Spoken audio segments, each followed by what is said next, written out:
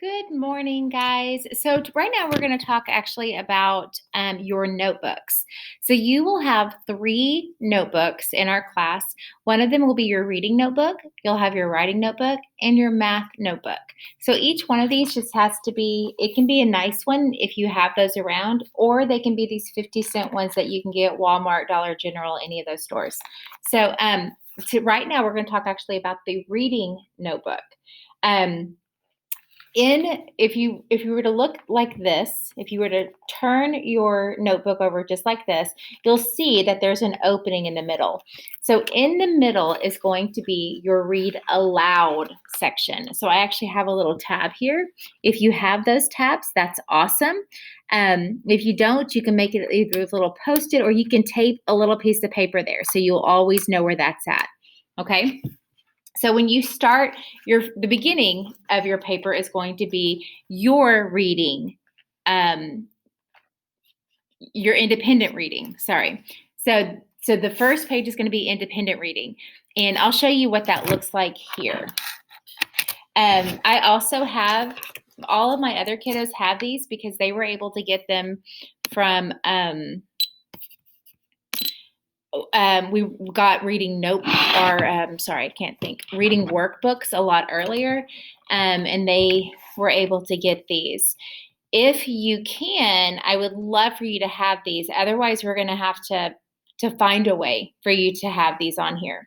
So these are your thinking stems. When you're doing your own independent reading, this is what you look at. So these are just thinking stems that you would use while you're reading. So like this is some of my reading. So when I was reading I Survived the Shark Attack of 1916, let me make sure you can see that.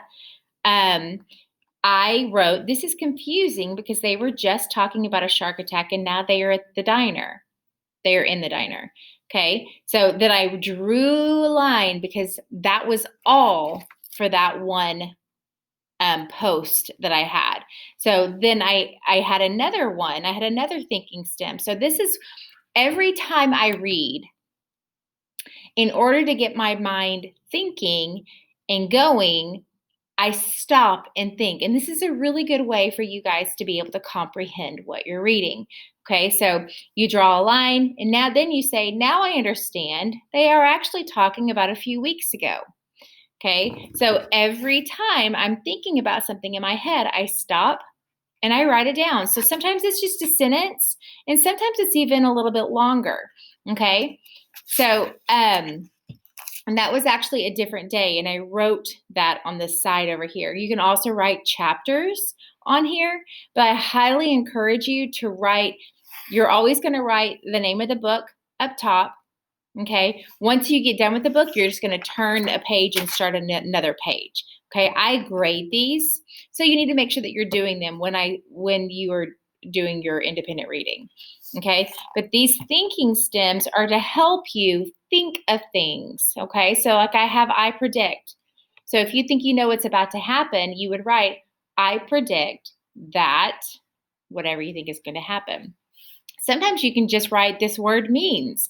If you think that if it's a word that's kind of hard, but you think that you understand what it means because of the context of the sentence, that would be a really good one for that.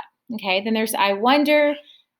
The main idea or theme is, this is confusing because, which I used over there, I was right about, that would go along with I predict. And if you have a connection, you can write about that you had a connection. Okay. So that is when we do independent reading.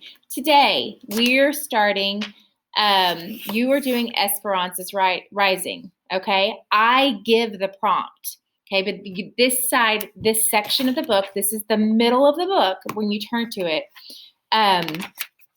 you will have the title up here, Esperanza Rising, and then you'll have chapter 1, and then whatever my prompt is. So, it may be I predict. I am confused. It may be picture this. And I will tell you exactly what I want you to write in here. But in order to do this, you are taking your pencil and you are making a line all the way down the middle of your page. And then you are making 2 lines horizontally. down your page. That gives us 6 different prompts to write in this chapter. This is also graded, okay? So don't let it get behind, okay? Because if I can tell you from my last class, for those that did not listen to the read alouds, they got very behind on the end, okay? So you are to be doing this every single time we do read alouds, okay? All right, so you will start with the chapter that we're on today, and I will go ahead and tell you what the prompt is during the read aloud.